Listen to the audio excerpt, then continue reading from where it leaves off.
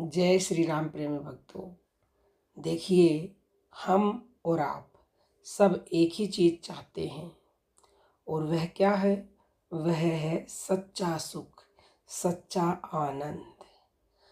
धरती का प्रत्येक जीव केवल आनंद ही चाहता है, सुख ही चाहता है और उसी की खोज में हर पल हर क्षण लगा रहता है।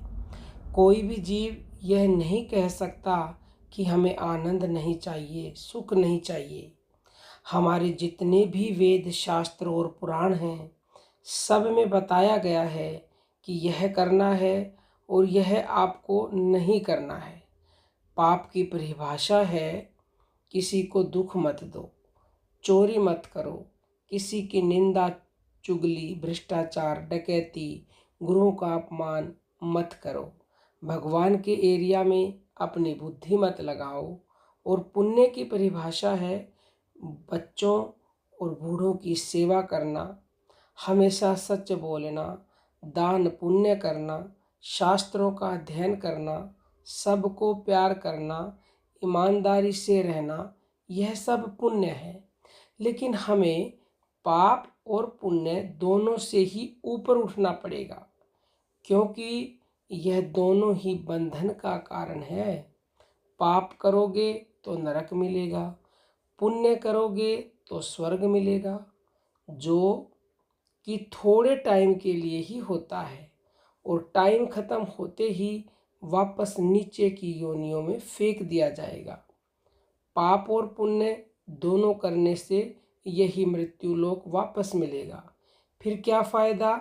यह संसार में ठीक से रहने के लिए पाप और पुण्य शास्त्रों में बताए गए हैं, लेकिन हमें तो इन सब से ऊपर उठना है।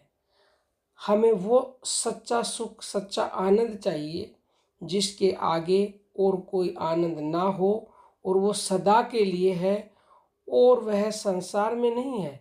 संसार में क्षणिक सुख है, थोड़े टाइम के लिए ही है, और मिलता भी है तो वापस चला जाता है। और हमें परमानेंट सुख चाहिए जो सदा के लिए हो, और उससे ऊपर कोई सुख ना हो, वह हमें सुख चाहिए। इसलिए हमें पाप और पुण्य दोनों से ऊपर उठना है। शुरुआत के लिए तो पहले पुण्य ही करने होते हैं, लेकिन पुण्य करते करते समय फल की आशा नहीं रखनी होती है। अहंकार बिल्कुल भी नहीं होना चाहिए। हमने यह आपके लिए किया, बस नेकी कर दरिया में डाल। सरल शब्दों में कहें तो भगवान में निरंतर मन को लगाना ही सबसे बड़ा पुण्य है, और भगवान से एक क्षण भी मन को हटाना ही पाप है, क्योंकि भगवान से मन हटा तो माया में जाएगा और दुख और पतन का कारण होगा। तो उम्मीद करते हैं कि आप इन दोनों चीज़ों से ऊपर उठेंगे, पाप और पुण्य, और उस सच्चे सुख को प्राप्त करेंगे जिसे प्राप्त करने के लिए हमें ये मनुष्य देह मिली है। और पाप और पुण्य दोनों से ऊपर कैसे उठा जाएगा, ये एक आपको वास्तविक गुरु ही बता सकते हैं। तो जितना जल्द हो सके वास्तविक गुरु की शरण में जाइए और उनसे वो भजन पूछिए जिससे आप पाप पुण्य से ऊपर उठ सकेंगे। अब हम अपनी वाणी को विराम देते हैं। जय श्री राम।